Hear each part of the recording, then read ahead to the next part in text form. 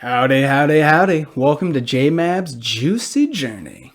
So this week, of course, we're going to be getting into a little bit of the holiday spirit, talking about Thanksgiving lockdowns, how you can pretty much, make your own decisions in life on what you want to do, not looking towards the government for that.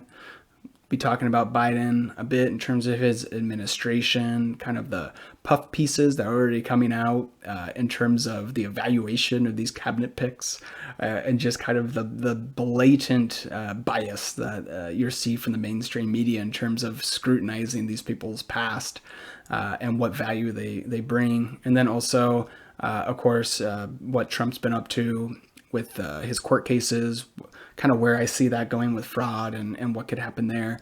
We'll talk a little bit about international politics and then also events possibly that could happen over the next couple years. And then also just kind of, the tribal nature of America and kind of where we are as a society. So it's kind of open-ended today in terms of where I'm at, pretty stream of consciousness, just kind of out there. But I hope you guys enjoy, have a good one, and yeah. And as we move forward with the fraud investigation for the 2020 election, it is kind of crazy that we're now at the end of November. And really, what I haven't seen are the large scale fraud. Now, to say there's no fraud, I think is wrong. There has been proven fraud. Maybe it's not on hundreds of thousands of votes, but there has been fraud shown. What I'm looking for in Georgia, Arizona, Michigan, Wisconsin, Nevada, these different states, is there something that would tip the scales? And I still haven't seen that. I haven't seen the evidence either. I've seen affidavits, individuals who have said, I saw this, I saw that. But really, I don't know if it's going to be compelling, right? If we're going to be able to put that together in terms of a coherent story, a narrative that the media would be get behind, because for them it would have to be such a glaring fuck up in terms of fraud that they would have no choice but to cover it, because that's where we're at now. When I look at say the 2020 election, or I'm sorry, 2000 with Gore, where it was Florida, the whole world descended on that in terms of media coverage.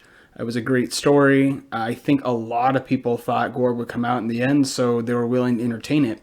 They were not willing to do so this time. It's the end of Trump, in their opinion. They wanted to put him to bed, and then really it's time for Dementia Joe to come in and do what he needs to do to put the swamp back together and make sure that the establishment is fully in power and driving the message, putting us back in stupid treaties like with Iran, the Paris Accords. I'm sure we'll TPP. There's just so much stuff that we're going to be, that will limit us. When you talk about on a global level, what we've done with Iran in terms of the Middle East peace, with bringing countries around to recognizing Israel. Saudi Arabia would be the big one if we can get that. If that can occur, that is real, and it has not been talked about. I mean, I remember as a kid, the peace talks with Carter, the work that Bill Clinton did with the Palestinians and Israelis was huge. It was in the history books. It was all over the place. And I'm sure these treaties will be in history books, but no one is willing to give Trump credit for those advancements in the Middle East. And I think that's a huge change in our strategic positioning, both obviously within the Middle East and globally. Because really what we have with China, with their, was it brick and belt system or whatever, where they're essentially just enslaving people with debt across the world, that is something that we need to watch out for. And they're only going to get bigger and bigger in terms of their presence. That's what they're looking to do. If they can limit us, and what's a good way to limit a country like America? Well, you make America gets into these treaties where we have to cut emissions, we have to live by certain standards, but countries like China are able to keep stealing intellectual property, They're allowed to pollute. Zero scrutiny on human rights abuses. I mean, they are literally castrating, chemically castrating, torturing, ethnic individuals in their country who are Muslim and whatnot, and no one cares. It's just not a big deal. Out of sight, out of mind, right? And that's crazy. And we're not going to see any more attention to that because that would hurt many corporate interests in America if there was a light shined on the humanitarian crisis that's taking place in China. So we're not going to do anything there, and no one's going to stand up to that. I mean, it's America or no one, really. And then when you look at what they've tried to do in terms of intimidating other countries, so you have Australia recently, which they were at the UN and proposed an investigation into COVID, essentially where it came from, tracing it back to its origins. Well, China retaliated by imposing restrictions on imports from them. Now, they said it was not because of that, but it happened immediately after, and it was in a direct response to them even bringing up the notion of an investigation. And to me, that's horrible. I mean, it's crazy to me that people will look at Trump and go, orange man bad, orange man bad. That's it. That's all they can think. There's no concept beyond that. It's just this emotional reaction. You can't look at policy. You can't look at benefits like the Middle East peace advancements that have occurred, which are real. Those are tangible. It doesn't matter. It's all for none. And what we're about to get with the Biden administration is a return to what we had with Bush, a return to what we had with Obama. On January 21st, who are we going to be bombing? Someone's going to get bombed. We got a lot of bombs stored up, and there's a lot of corporations that need to make some money. And Biden's staffing his cabinet with a bunch of people who have an interest in making money off of the back of our military, off the back of making half-ass corporate, crooked deals with international companies and governments and things like that. So, I mean, that's all this is going to be.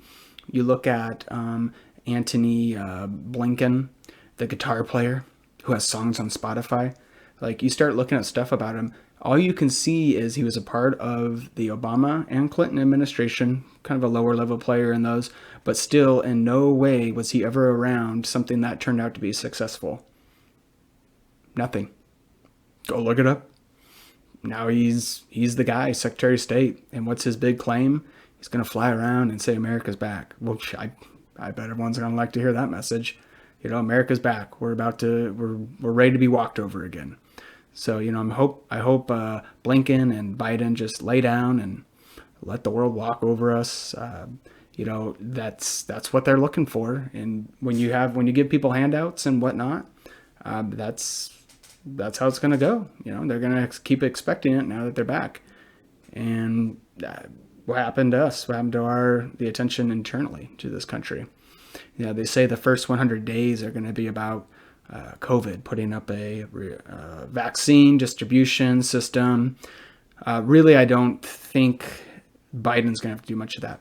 My thought is that Trump, as a last hoorah, will probably use the military to distribute the vaccine nationally. Anyone who wants it will be able to get it. That's my prediction, at least. I think he wants Biden to have no credit for the vaccine on COVID. He doesn't want him to be a part of that because that's something that he can keep for himself, especially if he tries to run again or if he runs again in 2024. So, what's Biden going to do? Well, what we're going to be seeing is a slow opening up over 6 months. So in Washington State, where I'm at, Jay Inslee just told state workers last week in an email to anticipate working at home through June. So why would he say that? A couple reasons. One, this is because they're probably not going to let kids go back to school. So he's pretty much already telling parents, hey, saddle up. You're going to be having kids at home till June. And also, it also has to do with finances. So the state is actually going to be is hurting because they're lacking tax revenue. So they're going to keep these employees at home so they don't have to rent space for them, office space and whatnot. Not a bad move at all, but something I've always said, why are you not letting people work? If you let people work, that's taxable income. That taxable income goes to state employees. It allows us to have more opportunities for government resources. But we're not going in that direction with Jay. What we're focused on is shutting people down, not allowing them to work legally. I'm sure many people are working under the table. That's just how it goes. That's human nature. You're going to feed your family, right? And this idea that we're going to do some 6-week, 8-week, 6-month lockdown. I see this all over the internet. See it from people I know. Like we just need to lock down. No one works. No one does anything. No one leaves. But one thing they always forget about is, production. Someone has to make your food. Someone has to deliver that food to you. How about manufacturing? You can't just sit at home, right? Like someone has to go out and keep this world running. Do you want water? Do you want power? You can't just say, well, we're all just going to stay home for 6 months and we're going to get checks. Really? $2,000 checks? $1,200 checks? I'm sorry, but I'm not at my stage of life looking to eke by. So, from a 99.8%, at least for my demographic, survivable disease, at this point, it's all about what do you need to do in life? Go do it. Don't let anyone get in your way. Because when you let people get in your way, whether it's this issue or any issue, you're going to slow down and you're going to stop doing what you're doing. And then you're losing time. You only have, that's the most precious resource. So, and that's one of the things I've really taken away from this whole experience is really about don't worry about anything other than what it is you're focused on. Don't worry about the noise. If people don't want you, because no matter what you do in life, people aren't going to want you to do something. It's always going to be about, well, you shouldn't be doing that, or you should be spending your time over there, or what if you did it a little differently? Now, you just keep driving at it and driving at it and driving at it, and eventually it'll click. And that's what life's about. So you just keep going through the repetitions, you keep doing that, and eventually you get to that place where you want to be. And it's not going to be because other people, pave the path for you or something. It's going to be because you put in the reps, you put in the time, and I truly believe that's an important thing. So, in terms of what's going to go on there, we'll see. I don't know if the state will be opening up before June, really, in terms of restrictions and things like that. And really, from a political point of view, a power point of view, why would you let go of this? California has curfews because COVID comes out at night after 10 p.m. You're going to get COVID, so you need to be in home. 9:59 p.m. You're in the house, safe. 10 p.m. Super spreader. So we just have to. You either fight it. Civil disobedience, which is where we are headed very quickly, and I think is the most appropriate course of action in terms of, say, new lockdowns, shutting specific industries down. And let's be honest, many of these industries that are getting shut down, business industries, small business owners, they're typically not aligned with Jay Inslee politically. So what's the impact to him? People can still get food delivered to their house. They don't give a shit. I know service workers are screwed. I know a lot of people who are working in breweries, bars, things like that, where it's their passion. I'm not talking someone who's just working 9 to 5, but it's their passion. You're robbing their life from them. You're robbing their time. And that's wrong. We have these politicians. What does it matter to Jay? What does it matter to Gavin Newsom? They do whatever they want anyways. It's just they have to follow this stuff. So I think at this point, it's really about civil disobedience, where it makes sense strategically, and to say, no, this is a line in the sand. And yeah, you can have your claim to science or facts, but it doesn't mean you own facts and science. Just like when Jay Inslee was talking about how restaurants should be shut down, and the question was brought up, directly posed to him, that even your own data, the tracers, all of this and whatnot, say that the spread is happening in homes. I think it was like 0.8%. It's a very small number were occurring at restaurants. And he said, "I don't you tell me those numbers."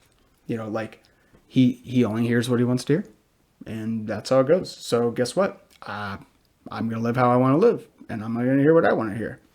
Hey, guess what? Do as I say, not as I do. No. I think I'll do as I want and as I do, because that's how life is lived. So that's where we're gonna go. And speaking of life, so this week we're looking at possibly for Thanksgiving. So change it up a little bit here. So for Thanksgiving, I might be going to swim, might be doing the swim thing, get out there, see some family. It's always a big gathering out there. So we'll see if we head out. Really, we're kind of just waiting on a COVID test right now for the missus to see if she's clean. She's a state worker, so they're a little dirty. So I wanted to make sure she was clean. If so, we'll make sure to get out there. Otherwise, we'll hunker down here. Christmas, I'll be hosting, full family, all invites. I don't discriminate. I open the doors. Anyone can come. It's fine with me. It's good to go. That's life, man. We're gonna keep going. So, what else can you do? I mean, other than that, it's really just about maintaining focus. So, gym. I think that's all I've been doing every day.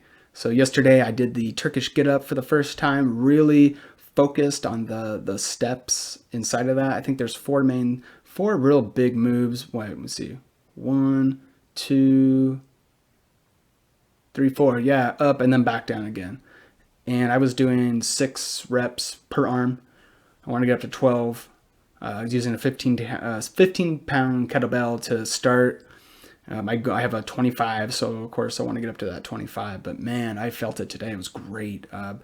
So I just did some kettlebell swings, kettlebell squats, and then some chin-ups, of course, on the power tower. So good workout yesterday, of course, and the incline walk. But man, my legs today, my glutes were tight. I had to put some CBC cream on them. I had to roll them out.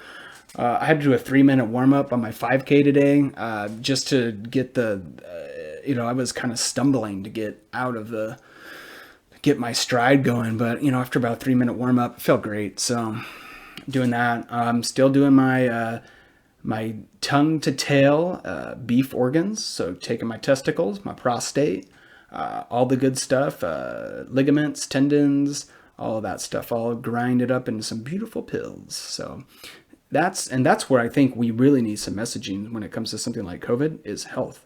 So we've shut down gyms again, right? Why? Why do we want to kill people? How about that person who lives in an apartment, is obese, and what was their salvation was being able to go to the gym and walk on a treadmill. For someone like that, it literally could be the difference between life and death. But now we've decided that death is a more appropriate outcome for them as an individual because of the impact they could have on a subset of others. And that's a horrible, horrible position to be in. We've condemned individuals into their homes who have mental health issues. Suicides are on the rise significantly, but that's okay. We're going to accept that as a society, as residents of the state, and I think it's disgusting. I think it is purely disgusting. And one of the things that I will be doing and looking at when this is over is putting together the data that shows what were the COVID deaths, which I think are in the mid-2000s right now in our state. Obviously to about 250,000 or more, a little bit more currently nationally. And we're going to have ourselves a good old data dash when it comes to, well, what was the increase in suicides? How about preventable cancers that didn't get early screenings and those individuals now have terminal cancers? Yeah, there's a lot of that going on. How about individuals that died of heart disease because they could no longer work out anymore? There's so many factors at play. And I think when you put these profiles together, you're going to see that the treatment for COVID in terms of societal treatment to control it or manage or whatever cause way more harm, both economically and to human lives than COVID itself. That is what I believe is going to be an outcome of this. And, you know, we have to wait for it to be over to see who was right. And, you know, it kind of goes back to the Great Depression conversation that FDR, you know, we've always had growing up. Was the Great New Deal a benefit to the United States in terms of getting out of recession? There's a lot of people would say no. I mean, 10 years of Great New Deal programs, we were still essentially muddled in a depression. What it took was a kickstart in terms of World War II. I mean, really, I hate to say it took a war, but the United States became a manufacturing powerhouse. We pumped out weapons. We then turned around and sold them around the world, right, for decades and decades and decades. Not that that was what led up to that, but really it was the manufacturing boom and then the growth, right, in terms of infrastructure of the United States. You get the highways, in the 1950s. We get connected nationally. You know, really these are the things that drove progress, not the programs. And a lot of the programs went away. You could say, well, we have some of them. Sure, we have a couple of them. There's some of them around. But CCP or CCC, I don't know, all the alphabet soup. I mean, it's all gone. Why? Because it didn't add value. And that's what this is about. It should be about adding value. So, we'll see what happens there. But no, where I keep thinking, what could be a big deal coming up here in the near future, I think what we're going to see is Trump never conceding defeat in terms of kind of like what's going to be happening here on the national level. I don't think that's going to happen. I think really what he's going to be focused on is retaining his base and then most likely seeing what can he do to, I would think being someone like him, he's probably going to be trolling Biden for the next 4 years. Now, what's the media going to do? Because they're not going to have Trump anymore. I mean, obviously, anytime he does something, he'll be a news story. But I don't think anyone's going to scrutinize Biden. No one's going to be out there wondering what he's doing or his team or anything like that. I mean, just everything they do is going to be great. And then we're just going to get puff pieces on all their cabinet, all the cabinet picks and what they're doing. I mean, that's all I'm seeing right now. The Secretary of State will be taking his guitar on the road with them or internationally. So that was great to hear that. And, America's back, rejoining all these failed policies and treaties on the international level. So that's going to be great. Handouts to Palestinians, like for nothing, no change in their actions. But, that's where we're at. So you kind of just go with it, you roll with it. But really, I think it's going to be China over the next 4 years. I've said this in the past, and I want to reiterate. I do think there will be a soft takeover of Taiwan that is very much expedited over the next 4 years in terms of taking over their, trying to influence their culture, their politics, economy, things like that, threatening them internationally. What is China like? 100 miles away or something? They're not that far away. It's like they're very close. They have many weapons facilities or missiles pointed right at Taiwan. Like, it's not even a joke. Like, this is coming. So we'll see what happens there. But I'm watching it, and that's what I think will happen at least. So I don't know. We'll see.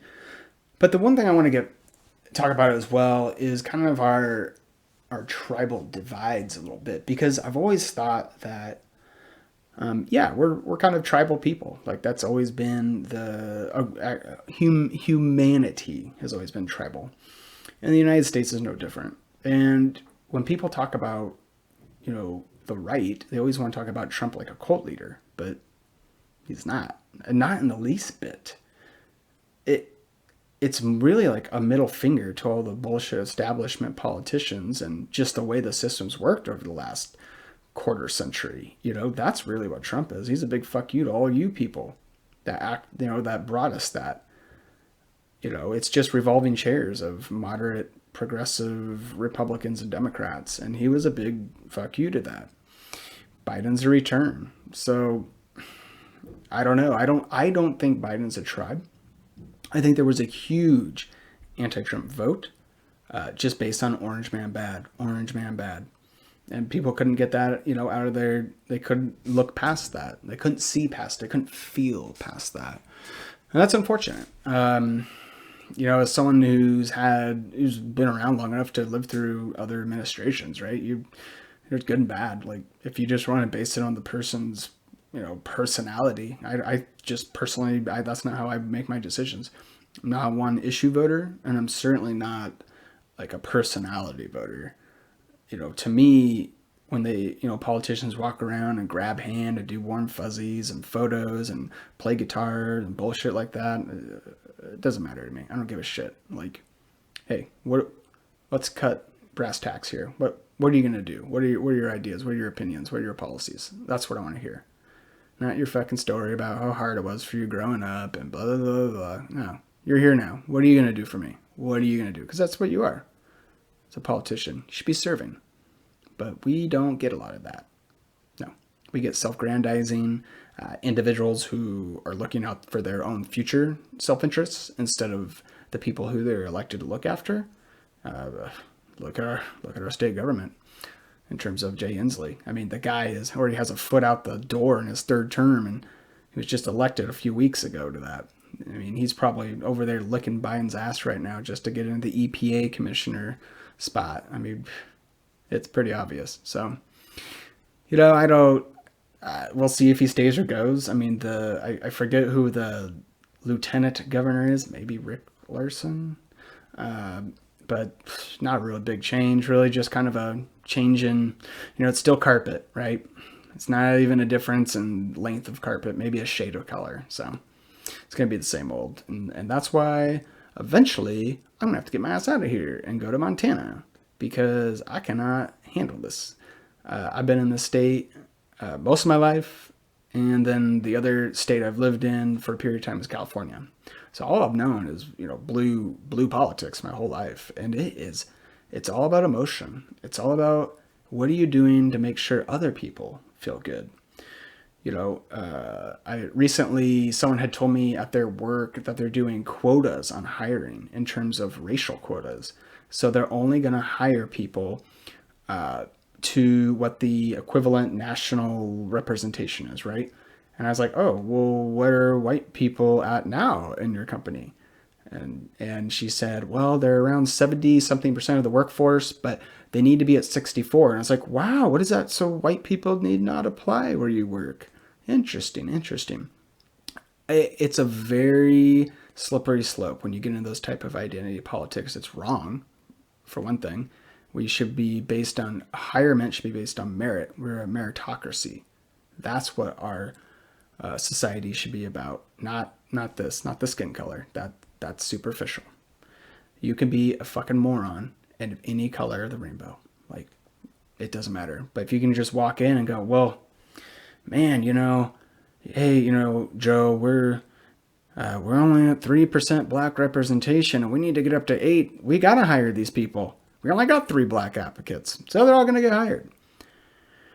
And the other way I looked at is, if you are doing that in terms of a company, in terms of your hiring policy, are you looking at the % of graduates, or I'm sorry, the skill level, say education and skill level that is required? So what is the national representation based on the skill set of that job in terms of applicable education experience? No, of course they're not going to do that. It's just specifically what is the colors of the country. Because if you go to state, it's going to be different, right? There's going to be, go to California, there's way more Hispanic people than in Washington, than in Wyoming, right? So it's not a clear-cut thing where you can just say, this is how we're going to hire people. It's very misguided. It might be rooted in very much an idea of doing good.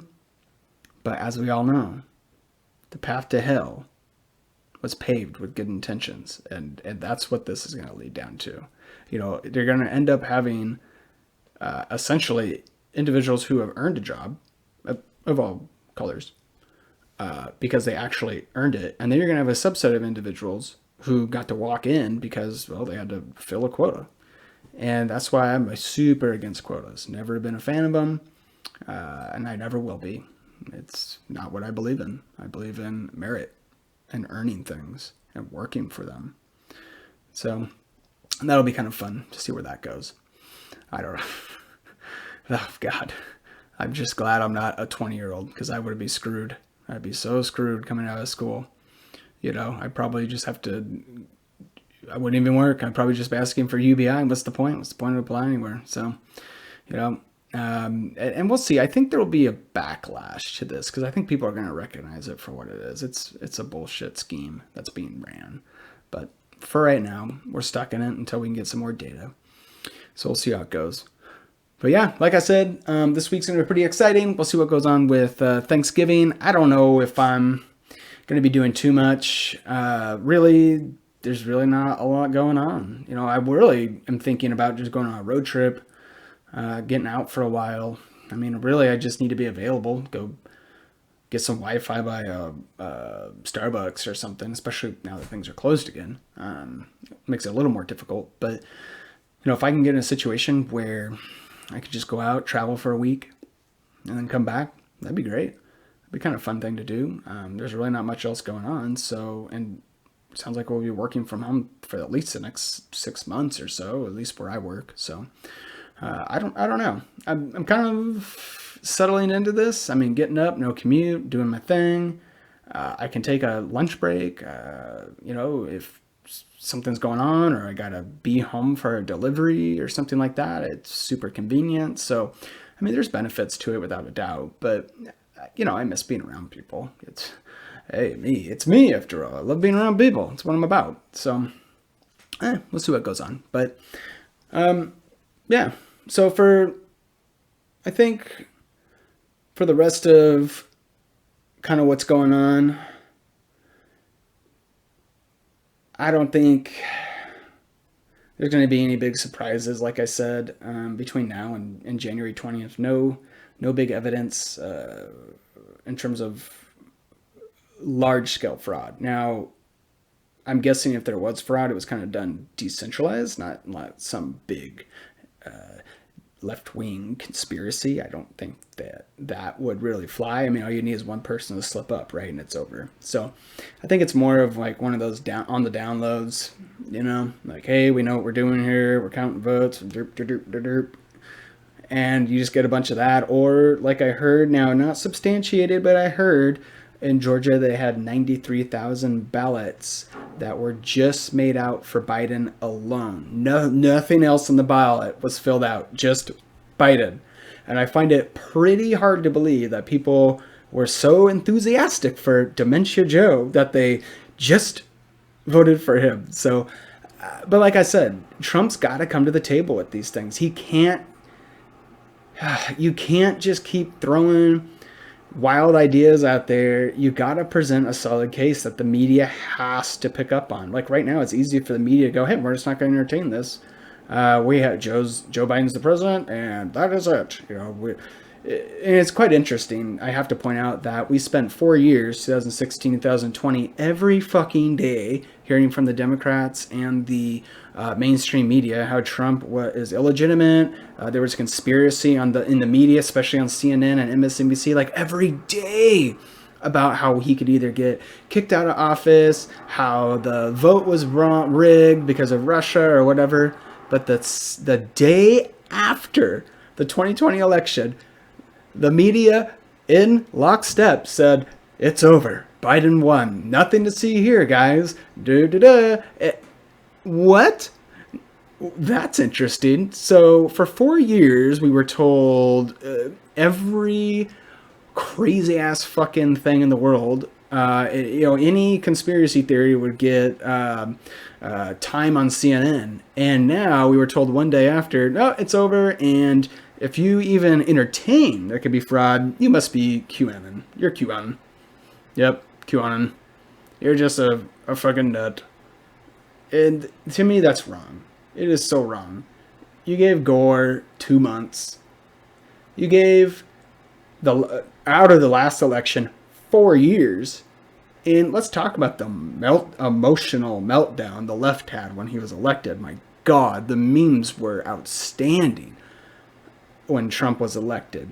People breaking down, crying in the street. And let's look at it. It's 4 years later. Did anyone lose their rights? No. Did anyone no, did anyone have any regression of their ability to live their life as they chose? No, none at all. No regression. Not a single person in this country. So it's crazy to me that, it's this, oh, be quiet. And to me, that's why it's like, nah, you guys want to do it for 4 years? Well, I'm going to do it for 4 years and everyone else is too. And fuck you. Like, I don't care. What do I have to lose? Doesn't matter to me. There's no loss here. And then we'll be back at this again in 4 years and it'll be fun.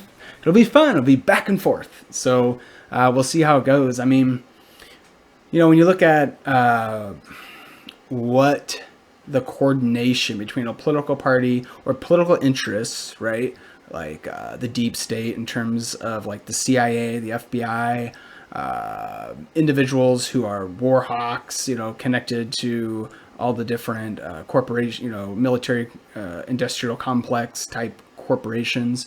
They really banded together over the last 4 years with the Democrats, with more progressive Republicans to hammer this guy on everything he did in office, to the point that even when he got 3 countries to recognize Israel, which in the past, I think we had Egypt and Jordan since the 1970s or so. So we've had 2 in 40 years, and now we have 3 in like 2 months, and it's just nothing. To me, that's how you know it's all bullshit. And so what this life is about is, what bullshit do you want to subscribe to? Because it's all bullshit. So you might as well look at what are your interests, what is it you want to do in life, and then go for that. Because everyone else is going to spend their time trying to throw bullshit up. Because what else is there to do? Look at anyone in the news. Their job is to keep you riled up. So you can't focus on what you want to do in life. You're just staring at the fucking TV, staring at your cell phone, staring at a laptop. That's all you're doing. Click, click, click, click. What's happening next? Scroll, scroll, scroll, scroll. Oh my God. Change channel, change channel. Oh. I know. I need the next impulse. I need it. Nah, that's no way to live life. Focus on yourself. Stay healthy. Because no one in the government is going to come help you. I've heard about this in the past too. People are saying, well, now, the government can come help us. Well, where were they the last 6 months? They're not going to come help you.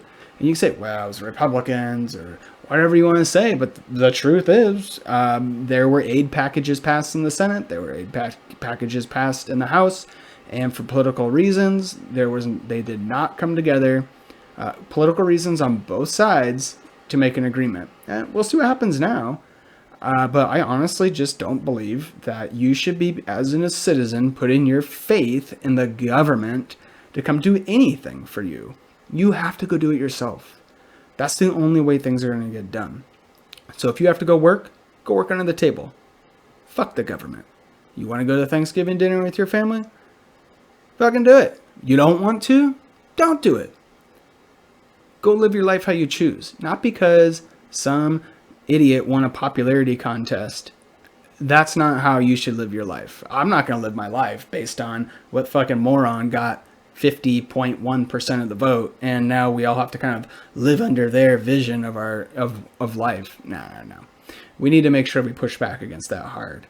We have different power sectors within government, and government should be very limited in terms of its reach and appeal. So people look at, like, say, masks, and they say, everyone should wear a mask. Well, why is it that no law has been passed? Mandates, yes. Mandates are not laws. Why is it no law has been passed on a mask? I think the true answer to that is because state legislatures and governors know that ultimately that would go up to the Supreme Court and it would get turned over, because they're going to say, no, we're not going to have a national, we're going to have a mandate that you have to wear a piece of clothing.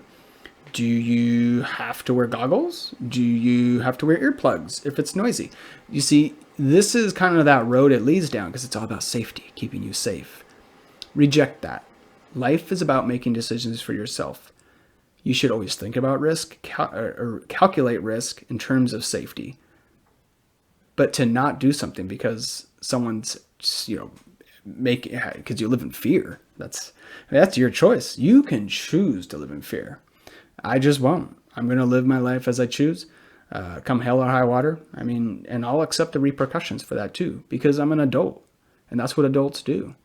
And if you're willing to accept that, the repercussions for your decisions, whether that's you go out on a bike without a helmet and you crash and get fucking brain damage, well, that was your choice. Fucking live with it.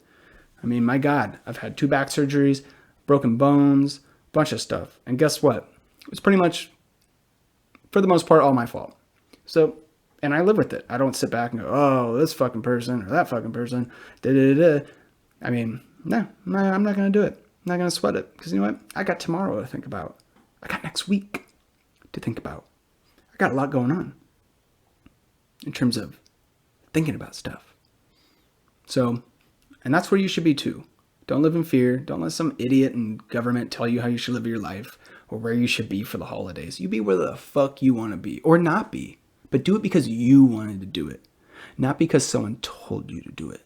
That's living life. So on that note, everyone have a beautiful Thanksgiving. I'll see you back here early next week. We'll talk about, what I ended up doing. If I went anywhere or not. We'll see. I had that dirty state worker. We'll see if she was clean or not.